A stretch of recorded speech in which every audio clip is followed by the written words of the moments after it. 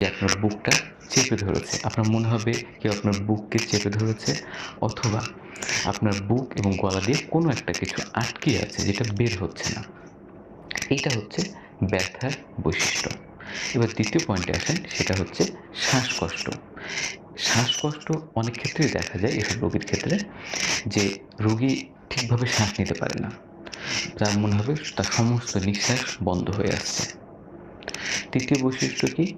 রোগী অনবরত ঘেমে যাবে। রোগী স্বাভাবিকের চেয়ে অনেক বেশি ঘামবে, তার হাঁসফাঁস লাগবে সমস্ত কিছু। সে নিয়ন্ত্রণ হারিয়ে ফেলবে, সে মাটিতে পড়ে যেতে পারে। এর সাথে কি হতে পারে? তার পেটের ব্যথা হতে পারে, তার বমি হয়ে যেতে পারে। তাহলে আমরা এর লক্ষণগুলো জানলাম।